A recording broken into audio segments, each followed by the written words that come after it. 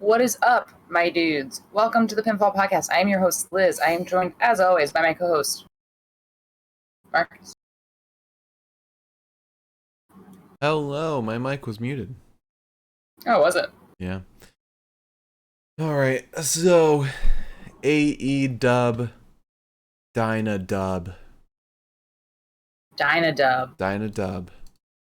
AEW Dynamite today.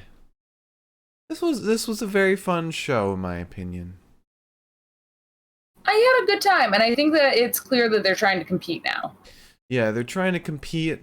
They're trying to I think this was a continuation of them trying to get these smaller names bigger. They're trying to focus less on the established names, like the Adam Coles, the CM Punks, the John Moxleys, because you saw you saw like Jamie Hayter got the win in that tag match. A big focus or a little focus on Powerhouse Hobbs and Ricky Starks. They're having a promo. You have the veterans, Christian Cage and Matt Hardy, doing their own thing before Jungle Boy gets involved for his spotlight. Ethan Page looks like he's getting the spotlight. The co-main event, the Acclaimed versus the Ass Boys, that was like another example of showcasing the younger talent. And I feel like the Acclaimed, given enough time, will probably go far in the tag division, especially with how the landscape's looking right now. Yeah. And Yuta took Jericho to his limit in that main event, so I feel like That was an intense match. Yes, it was. But I feel like with Triple H in charge, Tony Khan kind of knows that they're in a little bit of danger. Because what can they do to differentiate themselves from WWE? Because they're going to have another situation where WWE is the place to go. And I feel like AEW won't die, per se. But I mean, given the way things are going, I don't know. Like, AEW, when Vince was in charge, was like where indie talent would go to shine, where they would go for a chance. Now the WWE is focusing less on their Brocks and their Romans, and maybe looking to bring back those indie talents. How does AEW compete? I mean, I think we're already starting to see it. I mean, at Level Up, well, I guess I'll save this for the news, but there's already some names that are coming over that are kind of cooler indie names that I don't think would have come over a couple weeks ago. Mm-hmm. Yeah, and I mean, on in AEW, where do you shine? You shine on Dynamite. That's it. You won't shine. Rampage is like the B show, In WWE, you got Raw and SmackDown. And you want reps. You got reps on main event. You got NXT where you can fucking shine there. There's so many different avenues for you to be showcased on WWE now for this indie talent that's very appealing. Meanwhile, AEW has one route to the top, and that's Dynamite. You're not gonna get to Dynamite. You're not gonna get to pay-per-views until you get through the Dynamite. It's a very clear route, but it's got a lot of traffic. I mean, and there are some people that like have debuted for Dark and stuff like that, where I'm like, I look at them and I'm like, I don't know what your game plan is, because I really don't see you getting there. Yeah, it's just so oversaturated. It is. It really is. And hopefully Ring of Honor clears some of that up. but especially with the women's division. Like Oh my god, if you're a it's woman on the pathetic. indies, you look at you look at your two options for big wrestling, cuz Impact right now, sorry, Impact is not a place to go if you want to be at the top. They got a lot to work on, but there's two companies to work for. It's either AEW, where if you're not Britt Baker or Thunder Rosa, you are not going to shine. Um, or WWE, where their women's division is hot right now. Yeah, I mean, their women's division is nothing to shake a stick at. That's for fucking sure. and they're finally they've moved away from everything being about the four horsewomen. And now you're seeing Liv Morgan, you're seeing Bianca Belair, you're seeing Shotzi more, Aaliyah more. You're seeing these smaller names come out of the woodwork more often, and more chances seem possible for the women's division. I mean, the women have main evented almost every Raw for like the past couple months. I think in the past couple weeks it's been men main eventing more, probably because of SummerSlam, but it was like consistently Becky, Bianca, Asuka for so long.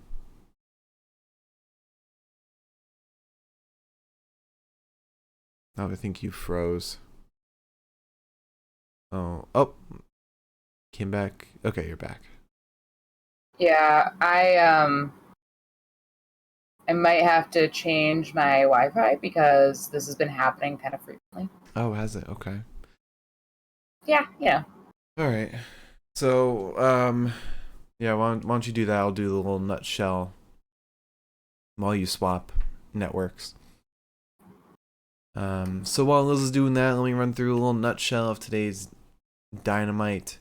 I'm gonna wait until you disconnect. Oh, I'm waiting.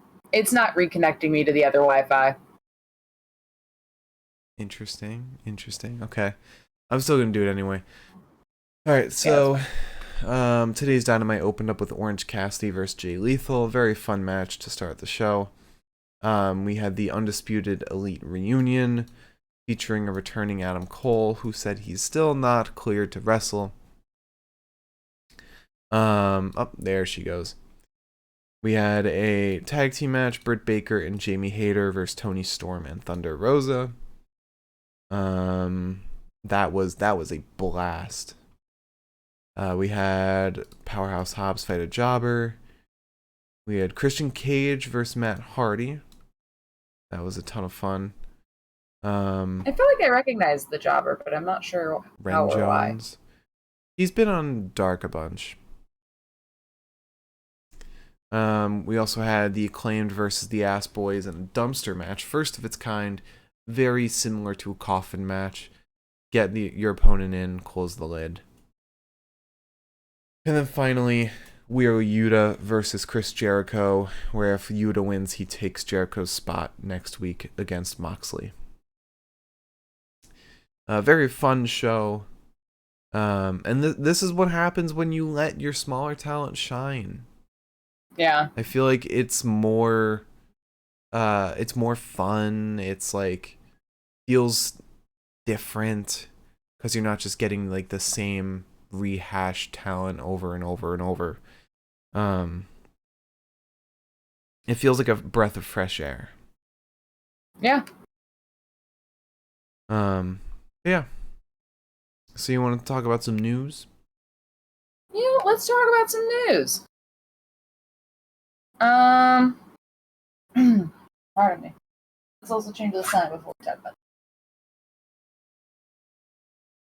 Quite a bit of news. Sorry, cat.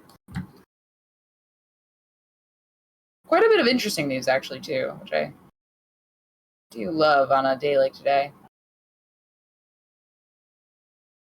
Let me pull it up.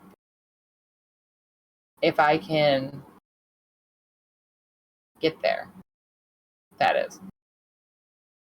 Um. Oh, Dragon Gate's Shun Skywalker is going to be debuting for GCW. Yeah, that looks super sick. Shun Skywalker is fucking awesome. He's got a great look and he's great in the ring. A lot of Dragon Gate talent is fantastic in the ring.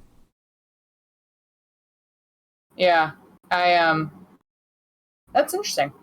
Mm-hmm. Yeah. Let's talk about some, I guess, WWE news, because there's really nothing. No AW news?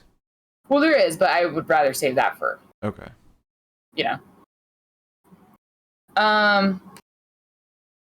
So I guess we'll start with the news that I think is, like, not that important.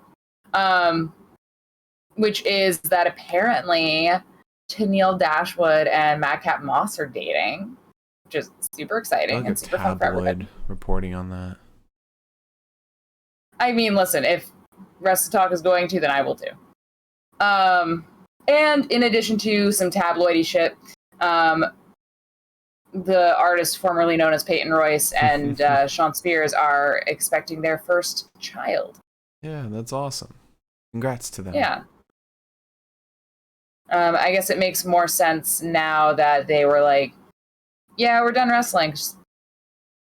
Or, like, the Iconics said that because, like, maybe Peyton was like, well, I would like to have a family, and Billy was like, well, I don't want to wrestle on my own.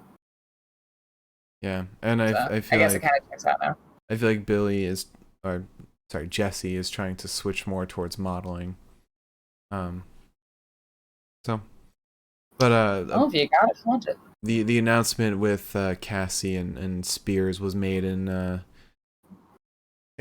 video Cassie took of she like set up her phone on her counter or something and had Sean open up a little gift box, and inside was a pregnancy test, I think, or it was maybe a picture of the ultrasound.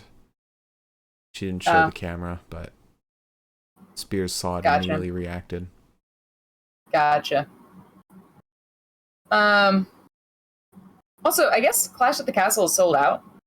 Oh, that's awesome. I guess I'm just looking at this thing at the end of Wrestle Talk's one article, and it says, if you're in the UK but didn't manage to get tickets to Clash at the Castle on September 3rd, Wrestle Talk is hosting a watch party at the Joiner on Warship in Shoreditch, London. So, wow. It sounds like it's sold out. I mean, when you've got like the potential of Drew taking that title from Roman, or even Theory cashing in on that match, and potentially Finn versus Edge, there's a lot of reason for it to sell out. Maybe Walter versus Cena for the IC title. Probably Walter wants to fight John Cena.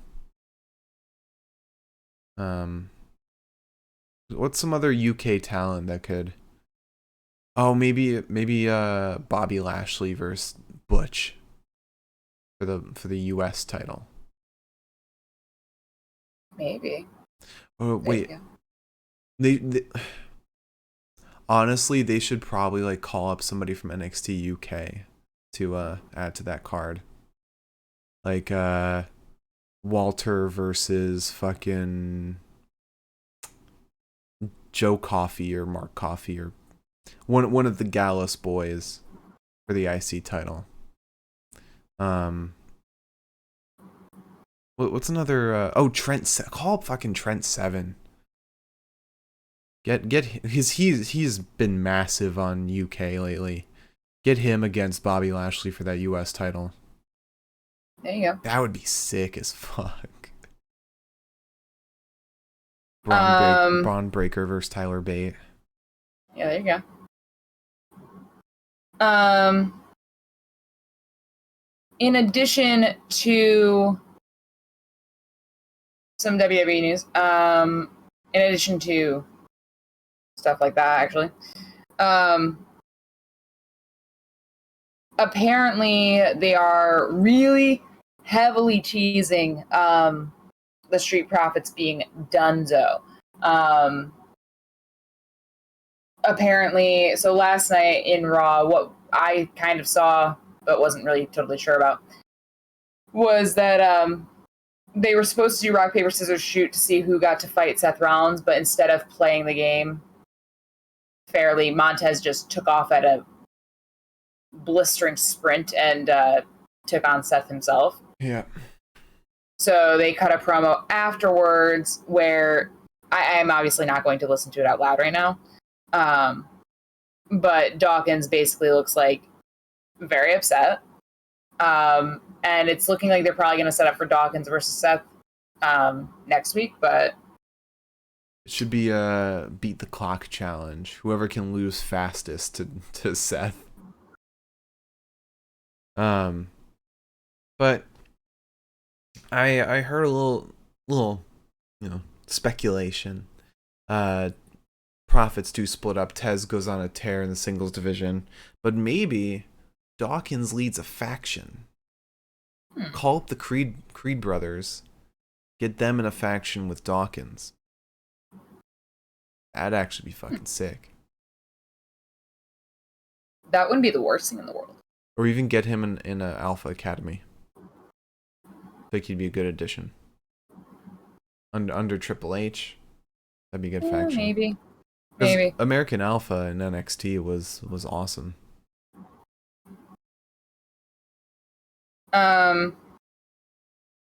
Also, some news that might make you happy. I don't know how I feel about it, but we might be getting Tommaso Ciampa's old walkout back. You know, I watched Raw. Well, I watched the Hulu version of Raw, and I heard his new walkout, and I was torn on whether I liked it or disliked it.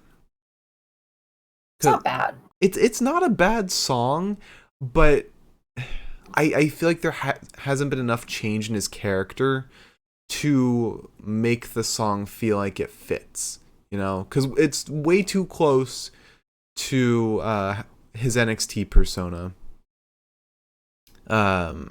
like to his time in NXT. So that persona's kind of still in our minds as to who Ciampa is. Yeah. But I could definitely see the new song working. But if they're going back to the old song, that means he's getting a push. He's getting a big push right to the moon. Yeah, I wouldn't be shocked, honestly. Him winning last night was alone for me was kind of a confirmation in a way. Yeah. Get fucking Code Orange to do his walkout. Triple H way. Code Orange for his walkout, Poppy for Asuka's walkout or something. God. I hope that we see Poppy nice and soon. Poppy guest commentator. Poppy GM instead of Adam Pearce. God. Yeah, sure, you know what? Fine. God. And then we also have seen a new face, sort of, arrive at NXT. For NXT Level Up, Invictus Cash made his debut for the August 2nd taping. Yeah, he's a name that's popped up in AEW Dark a bunch of times. He's a big indie name, seen at Terminus, which is a show we covered. Yeah, he's a very good wrestler. Decently popular name. Yeah. Hopefully, I feel like names like him will definitely shine under Triple H. Yeah, I think so. It's interesting because basically what happened was Invictus Cash walked out and Zion Quinn then cut a promo and was like, "Get lost," and he did. Yeah, but Zion Quinn's also been getting chumped out week after week. Yeah, I don't know. I'm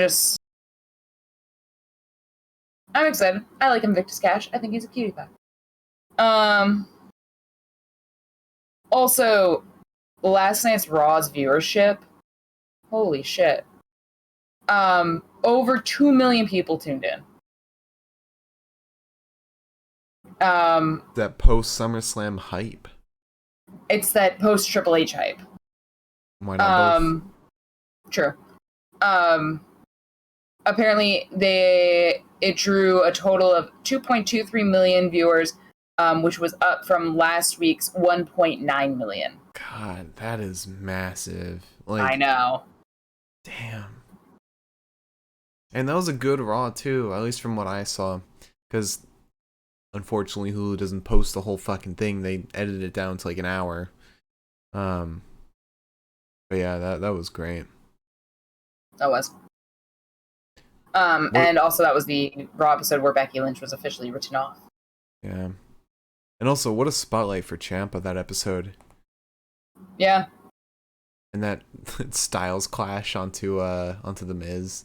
That was amazing. That was great. All right, some AEW news real quick. We've only got. If we're done with WWE news, I've got a piece of WWE news. Okay. So a next in line signee for WWE, AJ Ferrari. Yeah. Part of their sports program to get athletes into WWE. He was charged with sexual battery. And his bond is currently set at $25,000. Jesus Christ.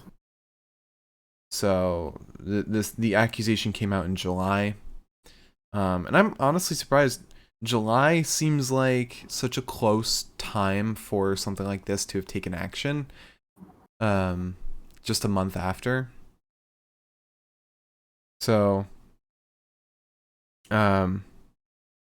that's pretty much all there is on that. That's wild, though. Yeah. Yeah. I believe he was, he left the college that he was at, which was Oklahoma State University. The university didn't give any reason for the departure, but I think we can assume why. But that is that's some news. Yep. So we won't be seeing his name pop up anytime soon. Oh yeah, and we talked about that, or the rumors of it, a while or like a couple weeks ago. Mm-hmm. So it's interesting to see that come to fruition. Yeah. All right. So ironically, let's talk about some. Well, no, wait. That was out of order. Let's talk about some AEW news. Ironically, there's rumors circulating that they are going to be doing a all-female show soon. Oh yeah, what was the thing they trademarked? They trademarked All Elite Women. I've heard chatter that could be a women's brand or a reality show, a la Total Divas. You'd really hope that it's a brand. I mean, I'd honestly hope for both because Total Divas was fantastic. Total Divas was fantastic. And it even though it was a reality show, it put a lot of spotlight on the women that wouldn't have been put on otherwise. And if they do this reality show, which shouldn't, it shouldn't be that much of an investment because, it's just get some cameras, get some producers, It's not like a whole separate production, a whole separate brand. Yeah. They can use that to find out, vet what they could do with the women's division and, the popularity there. See that there is a lot of need for more attention in the women's division. And a whole separate brand, there's arguments of whether or not that's good or bad. Because sometimes it, alienates the women's division. Yeah. It's a double-edged sword. It could either, do what Stardom does and makes it fucking amazing, or it alienates. Yeah. Yeah. There's really two options, and you would hope that, AEW can't handle alienating the women more than they already have.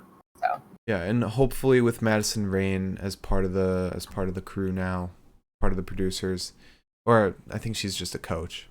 But being part of that crew would help with, that booking and all that. Speaking of,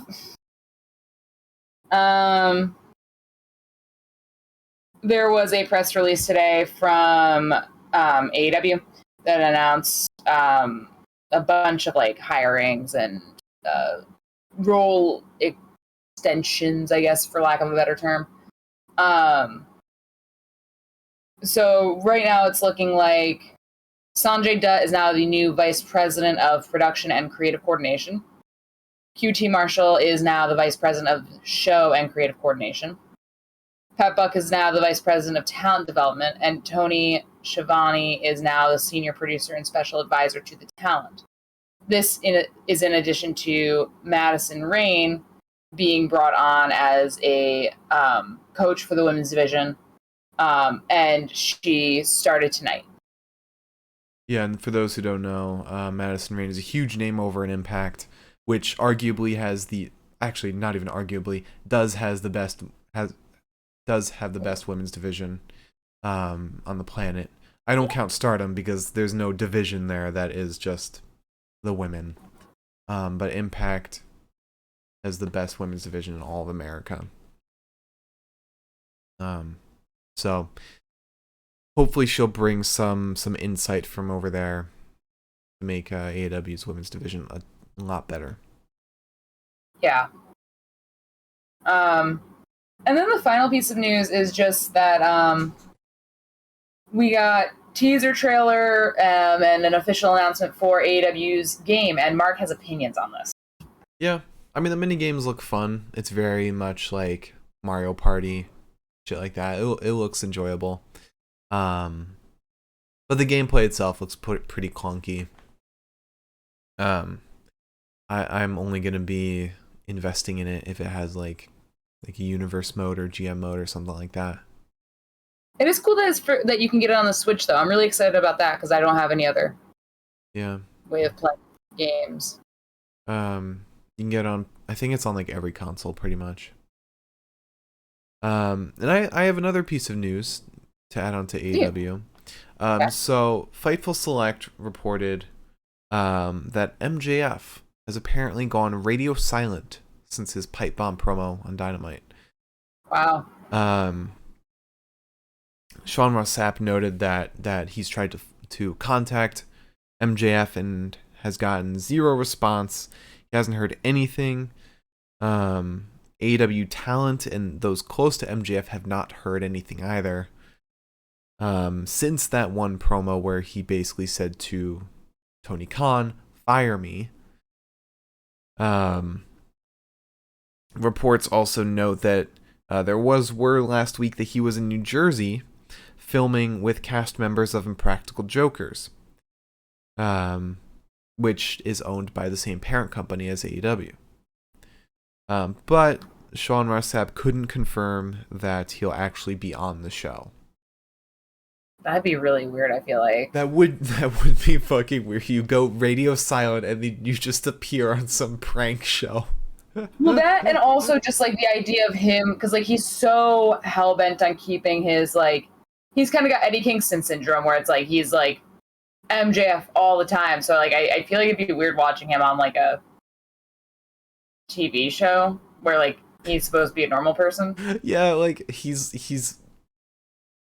like MJF, and the whole time the rest of the Jokers are like, dude, you gotta calm down. You can't keep calling everyone a fucking mark. Yeah. Some other notes from this. Apparently Tony Khan has also been silent regarding MJF. That's understandable if it's for kayfabe reasons. You know, if they're waiting to bring him back at some point.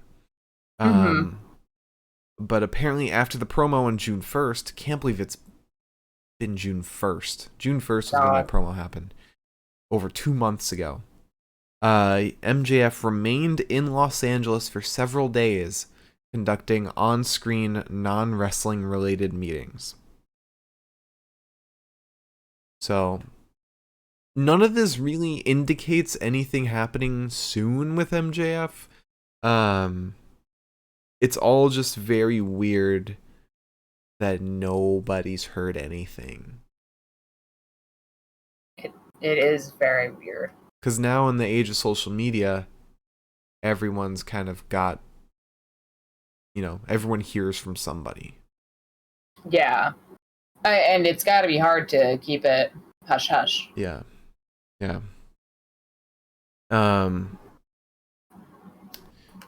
But yeah, hopefully we hear more about MJF soon, or we see him pop up, because I definitely miss him. However, AEW's got to be worried with Triple H now, because if I would be. MJF would be huge on WWE under Triple H. I'd be quaking in my boots. Yeah, like MJF has got to be using this as heavy ass leverage to get higher pay. I could see Triple H scooping him up so fast, immediately putting him on Raw, maybe even SmackDown.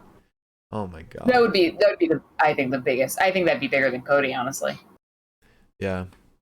I mean, like, under Triple H, yeah, that would be bigger than Cody.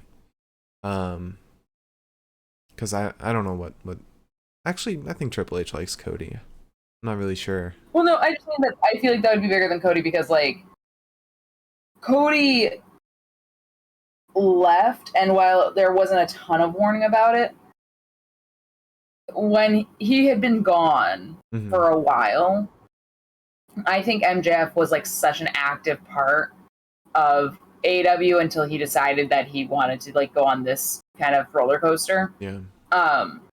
I think that it'd be wild if the last thing we saw from him was fire me, and then he got fired. Yeah, that would be crazy. I guess it's just a matter of time, and it's that same conversation we started with, of like, it's now so hard for AEW to compete now with WWE as the indie place. And the decision between the two is starting to get tougher and tougher. So we'll see how that develops and all the rest of the stories. You want to talk about today's Dynamite? Yes. So Dynamite starts as WWE should more often, with a match. And hopefully they will, now that Trips is in charge. Because NXT used to start with a match a lot, instead of just talking. But we started with Orange Cassidy versus Jay Lethal. Right, we do. So Orange Cassidy goes for the hands in the pockets. Lethal won't allow it. We get a shoulder tackle to Lethal, and then a side headlock that leads to several arm drags, and then finally, Orange Cassidy gets his hands in his pockets. He hits a tope suicida to Jay, kicks him ringside a little bit. Then Sanjay Dutt comes out with Satnam Singh, and Satnam Singh is, a big dude. And then to compete with Satnam's incredible height,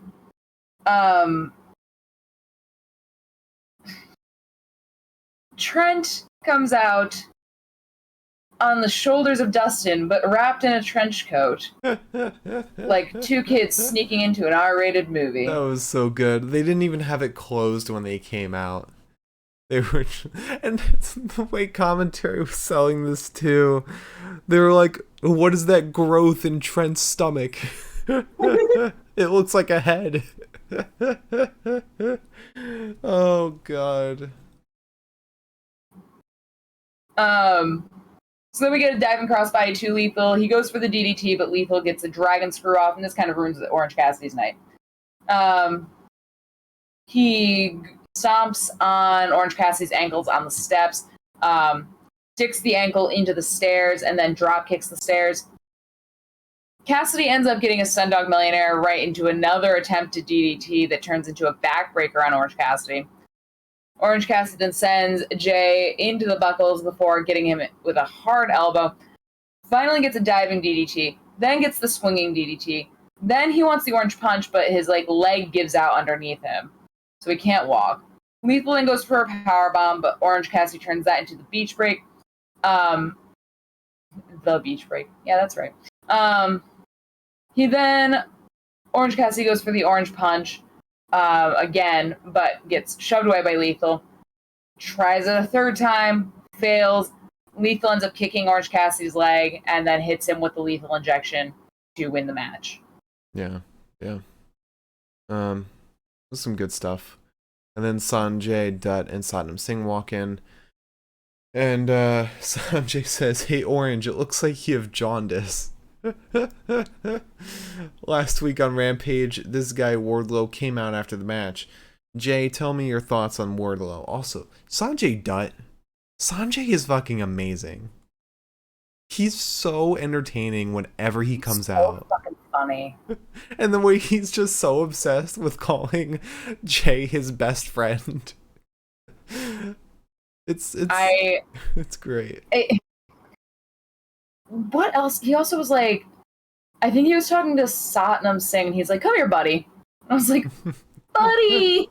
Yeah, when Trent and Chuck showed up with the trench coat, Satnam went over to confront them, and Satnam pulled him away, no. Don't mess with him, he's taller than you. So Jay says he stuck his nose in our business because he wanted to protect his new friend Orange Cassidy. You might want to come out here now because I'm gonna put the figure 4 on Orange and break his freaking leg.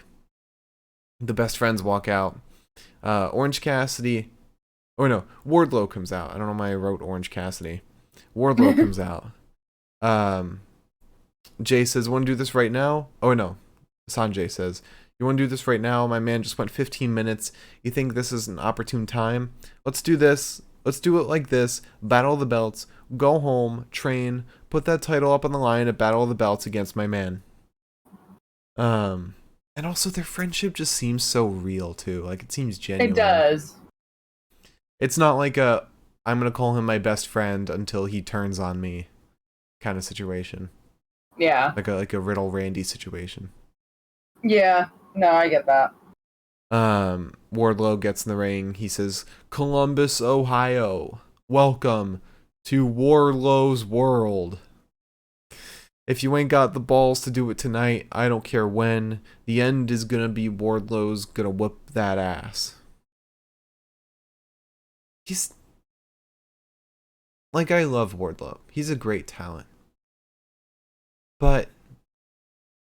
he's just gotten so plain since he became face. But that's what happens when people become face. Not every time. I mean... He needs to take lessons from Drew McIntyre. It always comes back to Drew because Drew's an incredible talent who's been one of the best baby faces of all time. Drew is an incredible baby face. Wardlow should just be in fucking wrecking people. There should be no Wardlow's world. Wardlow's world should just be him beating your ass, not him saying welcome to Wardlow's world. There should be no welcome mat. It gave, Columbus, Ohio, acknowledge me vibes for a hot second there. Yeah, a little bit. But I really have expected him to say that. Appreciate me reveals he's in JAS.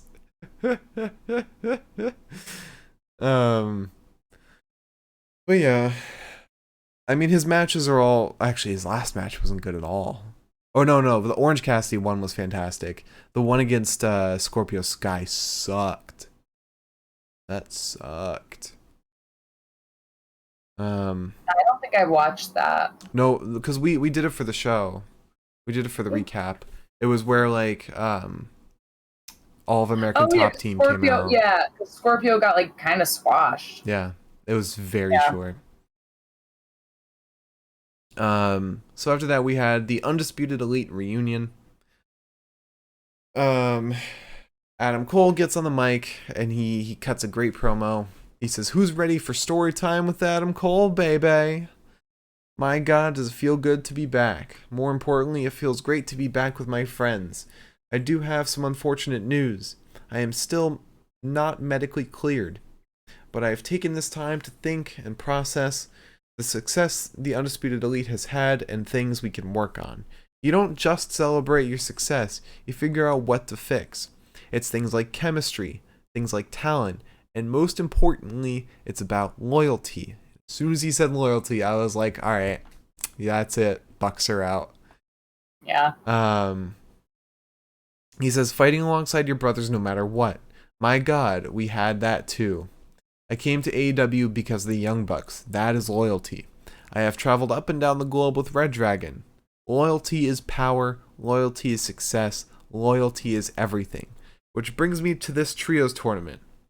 Matt, Nick, there's nothing I would love more than for the Undisputed Elite to be the winners.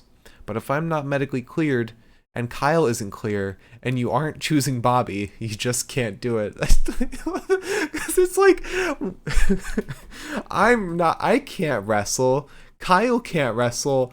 Who the fuck would want to fight with Bobby? He just assumed they didn't want to wrestle with Bobby. So fucked up. So fucked up. Oh, it's so great. It's so great. So yeah, I'm sorry I'm not using my words correctly. I mean, you won't be physically capable. And then the Bucks are attacked by Red Dragon from behind. Brandon gets in the ring and was like, "What the fuck? What'd you do?" And then Bobby just nails Brandon with the clothesline. And then Hangman comes out with a lead pipe in hand, chases out the Undisputed Elite, and helps Matt Jackson up. Also with beautiful embroidered jeans with butterflies all over them. Yeah, I want What those. a choice. I want those so bad. Those look nice. They do. We'll have to share them, I guess, because I want them too. We need to know where he shops at. I feel like he shops at H&M. He seems like an H&M type. Yeah, maybe. So a little bit of friendship between the Bucks and Paige, especially after last week when there was almost a little something, but not quite. Now it looks solid that they're going to be friends again. Then we get a promo from Jon Moxley. He says, "Tonight, the last survivor of the Heart Dungeon faces the first survivor of Blackpool Combat Club. The winner will get a shot for the title. I don't care who wins." And you look at me like I'm crazy. When I say I don't care, it's not a stock answer, it's not a non-answer. I don't care. When the bell rings, I have no respect for anybody. Thank you, it's just Derry for the follow. Welcome to the Pinfall Podcast. When the bell rings, I have no respect for anybody. When I get into the ring, I'm trying to hurt my opponent. I will not stop until somebody goes to the hospital, even if it's me. When Blackpool Combat Club is all said and done, we're going to make the Heart Dungeon look like a daycare. They don't know me well enough. When they show up next week, they better be ready. This is my life. When you step in the ring with me, this ain't a game. We then get an interview with Christian, and this was hilarious. It was an earlier in the day interview. Christian says Jungle Boy was raised by terrible human beings, and immediately a car comes speeding through the garage, almost, like, shockingly didn't crash into anything.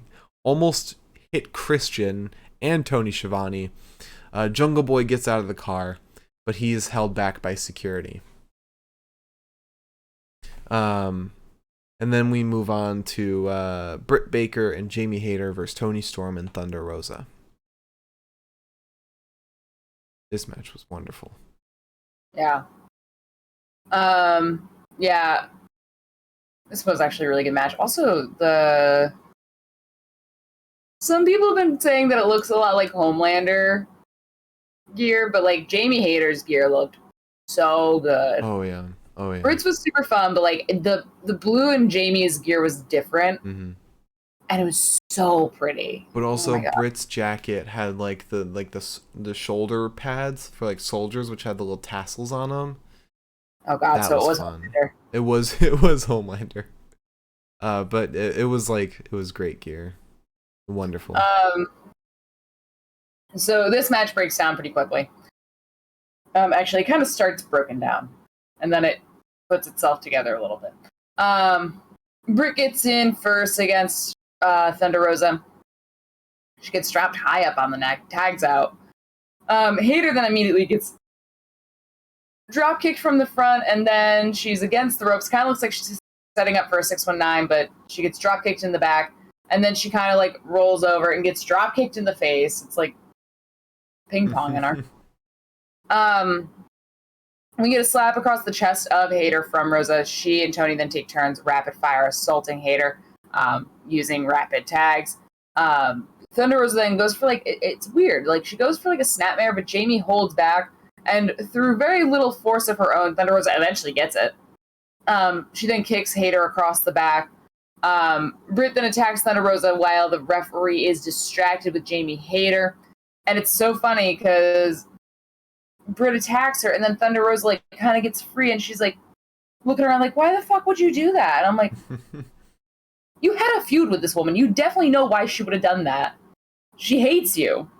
She's also dirty." Shocker. Britt ends up getting back in finally. She sends Rosa into the buckles while Hayter hits her with some double knees. We then get an enziguri to Britt. Rosa tries tagging out, but Jamie stops her, gets a stunner for her troubles. Tony ends up getting in, hits a diving crossbody to Hayter, takes out Britt, and then Rebel, all ringside, hits Hayter with another crossbody inside the ring. And then the Rosa... Oh, those weren't words. Very that nice. was a shrimp language right there. So Thunder Rosa gets in, and she and Tony are looking for the double suplex on Hayter. But Hayter ends up hitting both of them with a suplex of her own.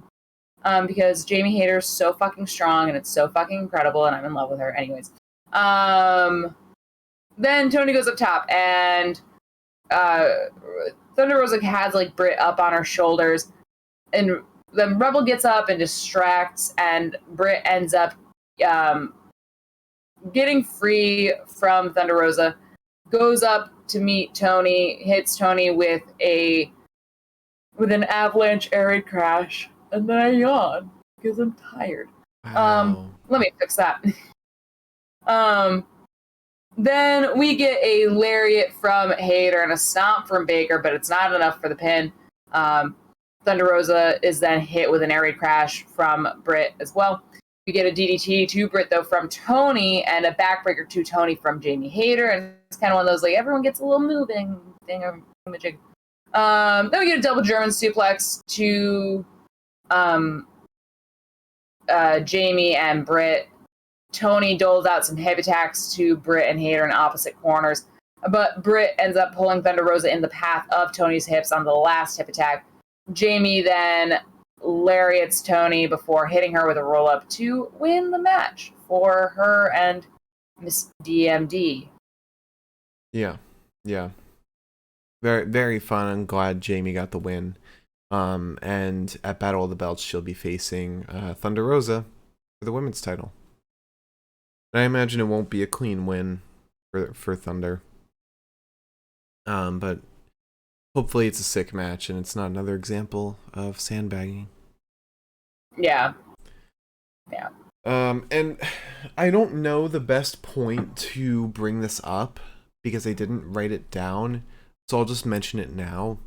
It was announced for Rampage that Mance Warner of GCW fame will be appearing on Rampage to face Jon Moxley for the AEW World Championship. That is awesome because they mentioned it had something to do with Ric Flair's last match, that event where GCW kind of invaded some bunkhouse brawl, and somehow that leads to Mance Warner getting a shot on Rampage. Hopefully it's a whole GCW invasion, because we've seen them cross over before with Nick Gage versus Chris Jericho. Maybe we'll see Joey Janela back on AEW, kind of leading a faction in this invasion, which would be fucking awesome. Yeah. A lot of those GCW originals are amazing talents, like Mance Warner, Joey Janela. I still got a lot of respect for Nick Gage. I think he's a great talent. Nice. Cole Radrick, a lot of those guys are wonderful. But yeah, we'll see how that develops on Friday, especially since that's live. That'll be a live Rampage, not a taped one. Yeah. So then we get a video package for Sammy Guevara and Ty Conti, their little engagement, their trip to France, and eventual wedding. That's gonna be great when they do a on-screen wedding and Eddie Kingston crashes it. That'll be amazing. God. Because Eddie cuts off the video package and he says, "This is a wrestling show. Why don't I get that? Sammy, you're getting married. Congratulations. Nobody cares. You got a receipt coming. Tony sent me the contract and it's signed. When you're done with France, check your mail, sign the contract." God, Eddie's the best. So then we get Powerhouse Hobbs versus Ren Jones, a little enhancement talent match. Yeah, I didn't even take notes on this because it was exactly what it says on the tin. 30 seconds. 32 seconds, maybe. Yeah, I don't... basically, it goes any way that you would imagine a match with Hobbs might go at this time in Hobbs' career. His gear looked amazing. With like the velvet black with the shiny gold. Oh, yeah. Oh my god. Oh my god. I think we found our next guy, because he came out through the middle too.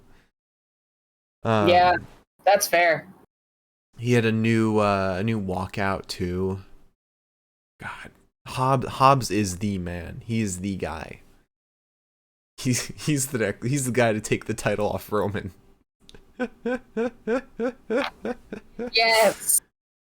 So fuck Drew. So after the match, Ricky Starks comes out. He books it to the ring like fastest man alive. Huh? The camera barely caught it. Yeah, he was the speed of lightning. He was the Flash getting in the ring, and he brawls with Hobbs. But he's laid out pretty quickly. And then after that whole incident happened, Taz says from commentary that Team Taz is done. Yeah, oh my god. I'm like kind of upset about it. You know, I'm looking at this thread on Reddit right now, and I'm not upset about it now. Because the goal of a faction at the end of the day is to get talent over. And you look at everyone that was in Team Taz aside from Brian Cage, they're all insanely over now. Hook is one of the biggest breakout stars of AEW. Hobbs is set up to be the guy. Ricky Starks is gonna be a massive star that could break out into the mainstream. All these guys are huge now thanks to Team Taz. That's true. But also never forget the moment that ruined Brian Cage's career. Brian Cage tweeting, "Where's the Philly street fight at?" And Ricky Starks replying, "In Philly, you big dumb bitch." God. Never seen a man's career tank so fast since then. That's fucking funny, honestly. Love Brian Cage, I really do. But he made a mistake tweeting that. Oh That, god. oh my god. Remember his match against Hangman? I think it was at no, it wasn't All Out Revolution? No. It was 2021. Was it Double or Nothing? It was like the buy-in for something. Um, Might have been Double or Nothing. I don't think it here, wait, was All Out. What's their fourth pay-per-view? their fourth pay-per-view? Yeah, because they got Revolution, Double or Nothing, All Out. Don't they have a fourth pay-per-view? Or do they only have 3? I thought they had like quarterly pay-per-views. What am I missing? So they do. There's Double or Nothing, All Out, Full Gear. Full Gear, that's it. Oh, I was forgetting Full Gear. I think it was Double or Nothing that was that was the buy-in for, because it was still in Daly's place. All right, so let's see. After that, we had a promo from Miro. He said, "Did you send a visitor? She's been telling me things. How can I tell the difference anymore? In the end, everyone reveals themselves. You know the Redeemer will too." So you talking about Julia? I think Julia is the one telling him things, and he's teasing a reveal for House of Black, although I don't think that'll happen. I think he's gonna end up wrecking house with House of Black. He's gotta. There's no way in my mind that he's in House of Black, because it just feels too, like, I don't want to say on the nose per se, but like, it just doesn't feel right. It's what I was talking about with factions, their purpose getting Talon over. Miro doesn't need help getting over. Miro is already over the moon. So yeah. There would, and also he's not a man to be led. He leads. So he is not taking orders from like Malachi Black. He's gonna, swerve us or something and end up wrecking Malachi. Yeah. And that'll still be a fantastic match. Him versus Brody too. Then we get a promo from Darby Allin. He mumbles a lot. He said, "The fact you're here because of me eats you alive," talking about Brody King. "You need everything from me. That's why you build your name off of me. I just want you to know you asked for this match. This hand is going to be the last thing you see before I shove you in a coffin." And it's a hand that's like coffin dropped Brody King into a coffin. I don't know. It was like something coffin drop, Brody King, Darby Allin, some bullshit. It was dumb. Yeah, and then afterwards they're like, "Oh my god, I can't believe you tattooed that on his hand." Like, as in like, "Oh my god, that's so crazy that he would do that like live on television." I'm like, it's crazy that he would tattoo like those that like. Yeah. Why would you put that on your hand permanently, no less? Like, I get it. Okay, tattoos are tattoos, and like everyone's got a reason for getting a tattoo, but like there are some tattoos that don't have to exist. Yeah, I That's thought probably one of them. That's one of the few. like there was the one Brody King just got, which was like "Here lies Darby Allin," which like that's that's whatever, but this was miles worse. I feel like that's like the equivalent of like being like, sorry, a certain somebody in my computer decided that they wanted to have a say in what was going on. I can't say their name because then I will trigger it again. Oh. Yeah. Gotcha. Siri. Shh. Yeah, but I feel like that's like the difference between like art and some, crib notes, just so you can like remember how to like pass a fucking math exam or something. Yeah. But it's whatever. I mean, the match is probably going to be a ton of fun. I'm hoping Brody comes out on top. Give Darby his first coffin match loss. So then after that, we had Christian Cage versus Matt Hardy. The match of the old timers. Yeah, and Hardy tackles Cage right off the bat. Cage eventually gets free. He slaps Hardy, goes up top, gets sent to the ground.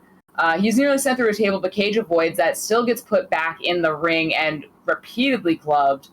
Hardy is then sent directly into the steps, and it sounds like he conks his head, which I don't know if he did or didn't, but he's sent into the steps, then hit with a knee to the face into the steps. Post-commercial break, though, he superplexes Cage, hits Cage with a back body drop off the top rope, or not off the top rope, but on the ropes. But it's not enough for the pin. He hits the side effect to Christian.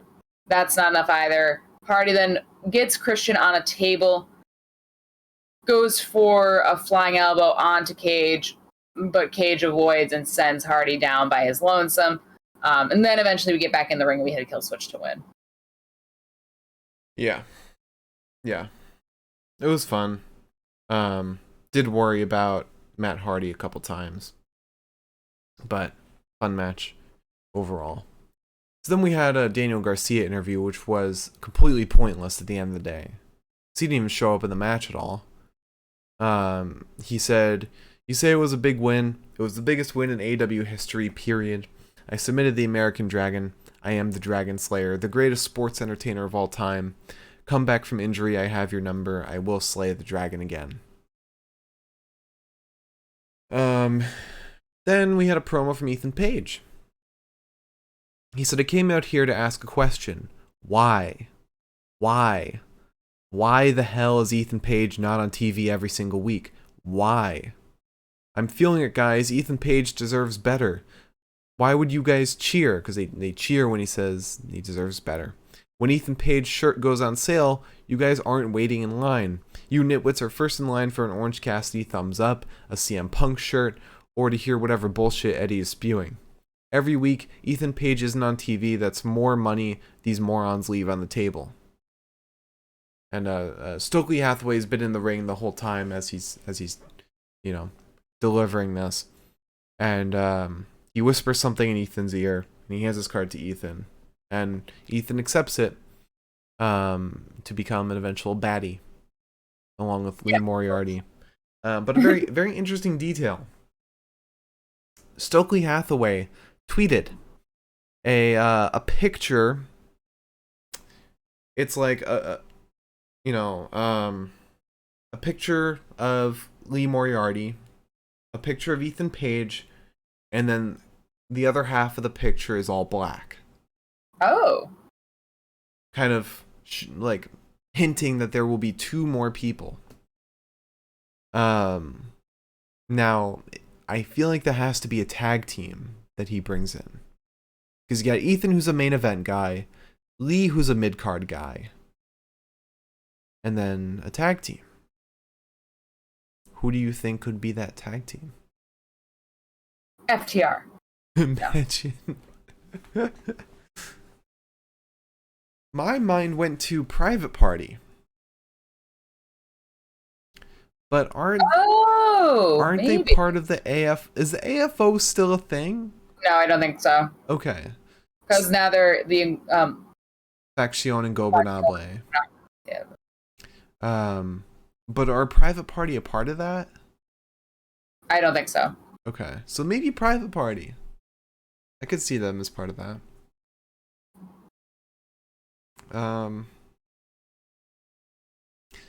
My mind also went to the Acclaimed, but they need zero help from a faction to get over.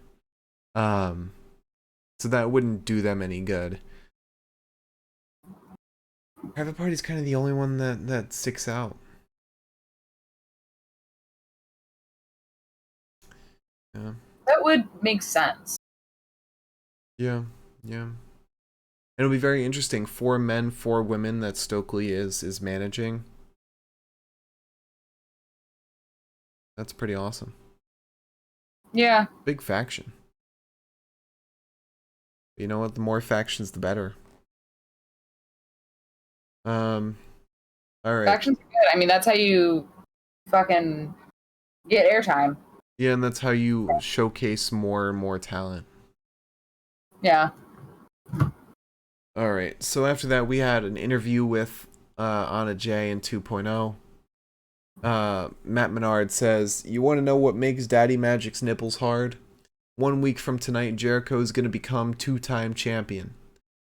Angelo says, it's time you and the AEW Galaxy appreciates us. And then Anna JAS, according to her, says, I am the sexiest and I'm the toughest, and I proved it when I choked out Ruby. And then she does it again. I'm going to choke you out, I'm going to choke you out, and like walks away in a fit, starts choking out somebody. Who is she? Was she choking out anyone with a name? No, it was just like a PA camera guy kind of deal. Okay. But yeah. So I'm still. I don't know. I feel like this is the best chance for Anna Jay to get over. As opposed to her being in Dark Order. But we'll see. We'll see how that goes. But after that, we had the Acclaimed versus the Ass Boys in a dumpster match. Yes, we do. So they first attack Billy. And then the other gun boys, prior to conducting their walkout, which I thought was funny. They want to suplex. So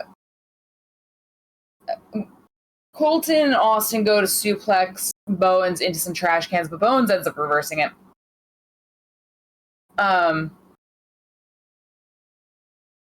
Then Bowens is nearly sent into a trash can, or one of the dumpsters.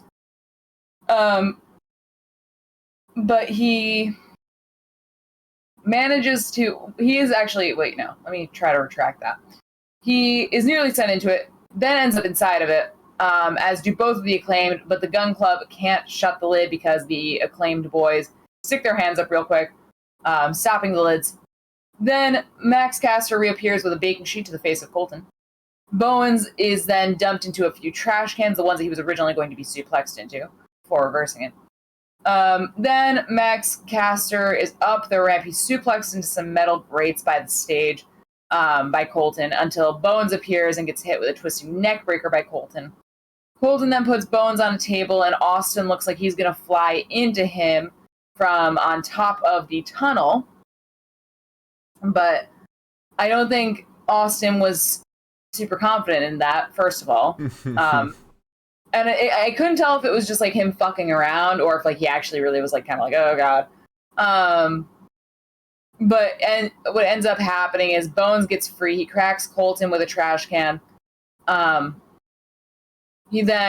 Max Caster shows up behind Austin Gunn. He throws Austin into the dumpster, hits the mic drop onto a table-bound Colton, and then they toss both the men into the dumpster. They shut the lid, and they win. Yeah. Very, very fun match. This was a blast. I'm glad Billy Gunn decided to stick with Colton and Austin, because they're going to need help, kind of finding themselves. Whereas the Acclaimed, they didn't need a manager. They didn't need Billy Gunn. So, wondering where this goes from here, where the Acclaim's headed, whether it's for tag gold, maybe for those Ring of Honor tag belts. That could be pretty interesting. Who has the... Oh, they might go for the AEW tag belts, actually. What are the rankings like right now? Oh yeah, they're number 4 in the rankings, so. And I don't think that's including today's episode, so we could be seeing them against Swerve in Our Glory very soon. But right after that, we had Wheeler Yuta versus Chris Jericho. This was a hell of a fucking match. Oh yeah. Oh yeah.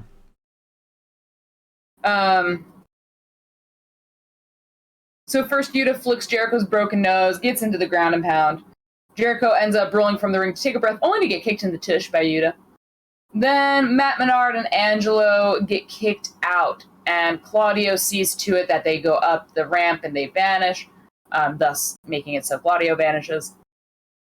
Jericho then sees that Yuta is up top. He wiggles the rope, sending Yuta balls first into the ropes. However, we get a Manhattan drop and an enziguri to Jericho. Yuta goes for the flying crossbody, gets fired up, only to get hit with only to get hit with, like, they kind of go for like a power slam at the same time and they collide. However, Yuta doesn't take long to get back up on his feet. He hits German suplexes over and over to Jericho. But Jericho gets the walls of Jericho locked in. Yuta ends up reaching the ropes. And then Jericho and Aubrey go head to head for a little while because Aubrey's like, hey, stop being a dick. And Jericho's like, oh my God, how could you say that to me? Jericho then gets sent over the ropes to ringside. We get a tope suicida, and then a second tope suicida, and then a third tope suicida. Back in the ring, Yuta's going for like a flying something or other. It's not really clear. But because he didn't commit to it really. But gets hit with a code breaker. Jericho tries out some hammer and anvil elbows of his own to Yuta, but Yuta ends up grabbing Jericho's broken nose, hits him with the drop toe hold, and then puts him into the S grip that he has to kind of readjust a couple times.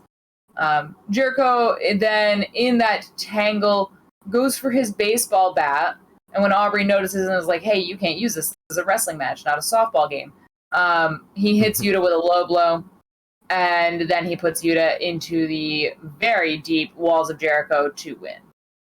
Yeah, not shocking, but could have seen a timeline where Yuta wins. But still, very fun match, and I'm very much looking forward to Mox versus Jericho next week. That's going to be a blast. Looks like next week is going to be a very, very fun show where we could see some big stuff happening. I wouldn't be shocked. Yeah, it's a special episode after all, so maybe a little return from Kenny, maybe a debut. It is Quake by the Lake, and you know who's had some swamp stuff? Bray Wyatt. Adam Scherr. Alexa Bliss, too. You know what? She said she was in limbo right now, so. Maybe we will see Bray Wyatt. I honestly I don't want to see Bray Wyatt in AEW, actually. I don't think there's a place for him. I don't really know where in wrestling there's a place for Bray Wyatt, if I'm being perfectly honest with you. Impact. Yeah. Send him to New Japan. Because he won't hate that in the slightest. Yeah, I don't know. I don't know what's gonna happen next week. We'll just have to tune in to find out. But first, we got a Rampage, which will be a blast with all this shit that's announced for it. But you want to talk about some best of the night? Yeah, let's talk about some best of the night. All right, so let's talk about a promo of the night. There are a lot of promos tonight, so a lot to go through. We got the Undisputed Elite reunion, which was great. Featured my favorite line so far in one of my favorite lines in AEW of just, if I'm not medically cleared, Kyle isn't clear, and you don't want to choose Bobby. So fucked up. So fucked up. Saw a tweet that was like, Bobby Fish loves being in Columbus, Ohio, because it reminds him of his old sailing buddy. Why is everyone so mean? The Mox's promo was fantastic too, but not really. Nothing. No change in story or anything. No new beats. Ethan Page's promo was interesting. I'd probably give it to Undisputed Elite. You know, I have to agree, because that gave me everything that I've been waiting for. It's been some good payoff. Yeah. Alright, let's talk about Wrestler of the Night. You got these 3 choices. You ready? Yes. Wheeler Yuta, Tony Storm, or Jamie Hayter?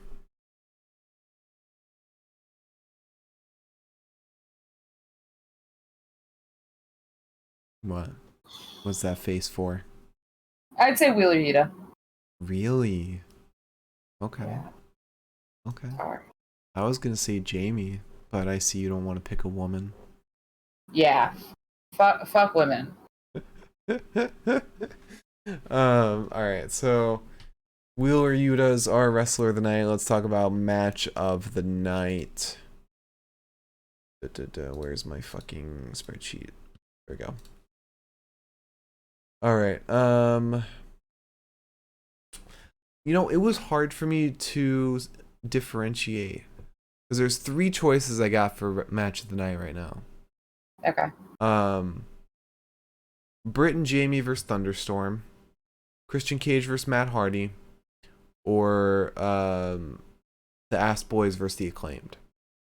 I'm leaning more towards Britt and Jamie versus Thunderstorm. I would give you that. Yeah, I think that's what I'd go with. Okay. Cool. So, those are our bests of the night. Are we doing a weekend show? There's not much going on. We got Battle of the Belts. Battle of the Belts is something. It is something. I don't think Emergence is this weekend. Emergence is next Friday. Let me double check to see if there's anything going on this weekend, but I don't think there is aside from Battle of the Belts. Let's see. Today is 3rd, 4th, 5th. So 6th and 7th is the weekend. And I got the G1, Rev Pro, DPW, another G1. Yeah, just Battle of the Belts.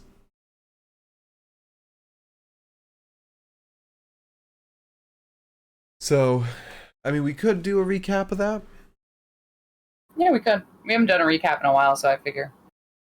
Or not a recap, a Sunday show in a while, so. Well, do you just want to do like a live watch along on Saturday? Will we be able to is the question. We should be back in time. Where are we going on Saturday?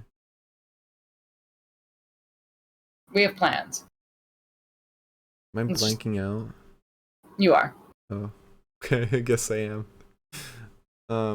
Okay. So, Battle of the Belts, live watch along. If we can't make it in time, then we'll do a recap of it for sure. Yeah. For sure this time. There's no tune into Twitter to find out if we do it or not. No, we will definitely be doing a recap of Battle of the Belts. Right. At the very least. There will, if we're not doing a recap, we'll be doing a live watch along. So, tune in for that. Liz, would you like to close out the show? If you tuned in tonight, thank you so much. If you tune in the future, thank you so much. I love you. Tune in tomorrow for our Impact show, where we talk about Impact and how impactful it was on our impacted days. Probably won't be very impactful. What do we have? What do we have lined up for Impact right now? Let's see. I literally could not tell you if you paid me. Let's see. We got Derby City street fight between PCO and Doc Gallows. We got Deonna Purrazzo versus Rosemary. That fucking guy? Huh? I said we still have to see that fucking guy? Yeah, we do. We got Motor City Machine Guns versus Diener and Joe Doring. Raj Singh versus Sammy Callahan. Giselle Shaw versus Masha Slamovich. And Brian Myers versus Black Taurus for the Digital Media Championship. So, looks like the street fight sounds fun. Everything else sounds pretty uneventful. Alright. So yeah, tune in on Thursday for tune tomorrow night for our Impact recap, and then Saturday will be our recap of Battle of the Belts. So tune in then. Thank you all so much for watching. Follow and subscribe. All of our stuff, Twitch, Spotify, YouTube, Twitter, is all Pinfall Podcast. I'm at the Mark Cameron. Liz is at Eliza Elaine23. And we'll see you all tomorrow night for Impact Wrestling. And then once again on Saturday for Battle of the Belts. Have a great rest of your night. We'll see you tomorrow. Bye-bye.